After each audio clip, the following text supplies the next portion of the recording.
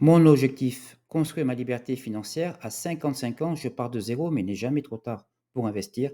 Tu peux voir ici en dessous mon portefeuille d'actions actuel, modeste mais bien réel. Chaque samedi, je partage son évolution. Et maintenant, dans cette deuxième série, je veux partager avec vous mon apprentissage. Allez, c'est parti. Aujourd'hui, on va regarder un graphe pour repérer les zones où l'action a tendance à rebondir ou à bloquer.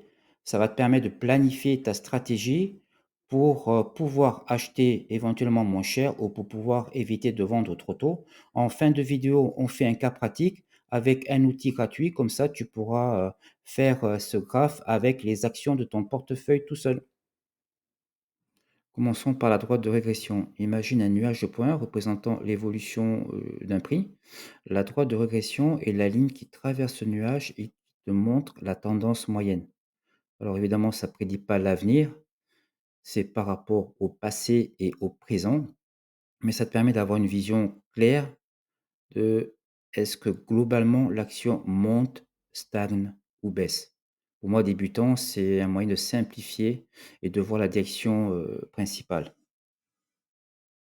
Alors, on va un peu plus loin avec un nouveau élément, le canal. C'est deux lignes parallèles qui encadrent la tendance, comme tu peux voir sur le petit graphique.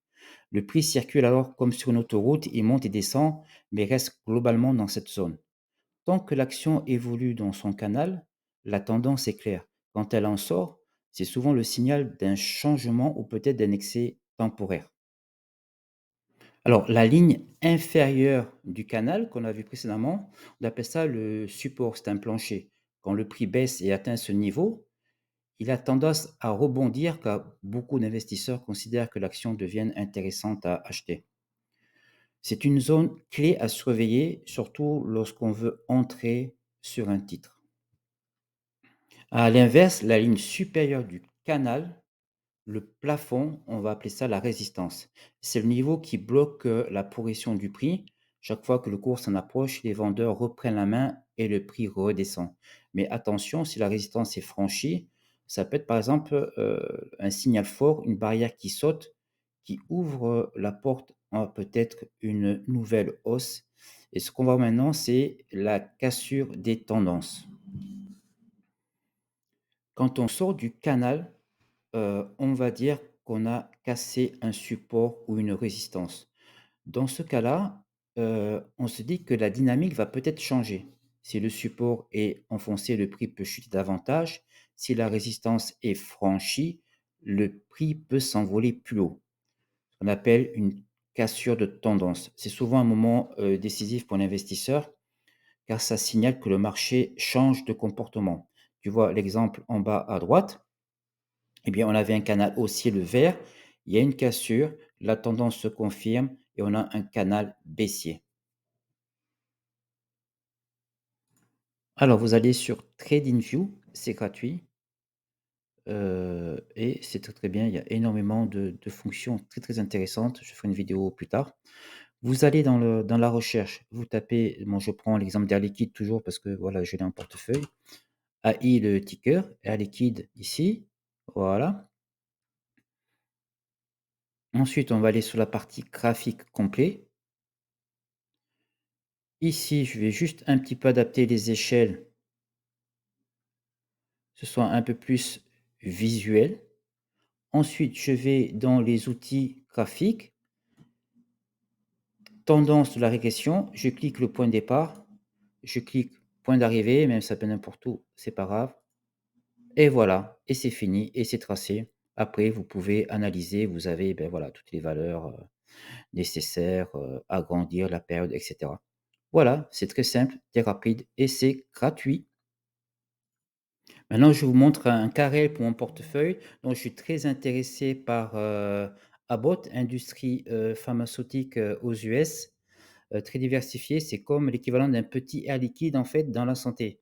Ça touche plusieurs segments de la santé, donc c'est pas mal pour ma stratégie. J'aime bien ça. Mais je me dis, est-ce que je rentre au bon moment? Parce que voilà, ça monte, ça descend. Là, ça a pris 5% en un mois. Donc, je regarde la courbe sur 10 ans. Donc voilà, on est sur un canal haussier et puis après je vais voir dans le détail sur, sur les derniers jours, ce que ça donne et là, je vois qu'on flirte un petit peu avec le médian et je me dis: «Beh, tiens, heu, on va essayer d'attendre un petit peu et si ça repasse à peu près, sur son dernier plus bas ou peut-être même un peu plus haut, ici, vous voyez? Bah, je pense que, je franchirai le pas, quoi. Voilà, moi je m'en sers, de cette, façon-là, quoi. Ou si jamais il y a un signal, ça part vraiment dans l'autre sens et bon, sous les 10 ans, vous voyez, on l'a pas eu. Là, je me dis: «Oh là là, je vais peut-être, attendre». Voilà, un exemple réel et peut-être vous le verrez dans ma vidéo de fin de semaine parce que là, je suis très, très chaud pour entrer dedans. Maintenant, je n'ai pas, la liquidité pour le faire, mais il se pourrait que je vende, mon SP500 qui voilà, sans perte pour rentrer peut-être plus tard, pour aller, là-dessus. Voilà.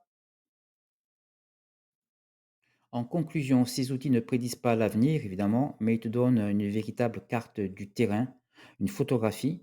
Il te permet de mieux comprendre les graphiques afin d'éviter d'acheter ou vendre au hasard et de prendre voilà, des décisions avec un peu plus de clarté. Moi, j'aime, beaucoup, voilà, avoir ces petits outils. Je trouve que c'est très intéressant pour nous guider, nous, en tant que petits investisseurs et débutants. J'espère que ce format t'a plu, très rapide, où je vais te partager, eh bien, un petit peu les outils que j'utilise et ce que j'ai appris. Il y aura peut-être des erreurs, n'hésite pas à me corriger, sur un format réduit de 5 minutes. Voilà, si la vidéo t'a plu, n'hésite pas à t'abonner, laisser un commentaire et on se revoit la prochaine fois.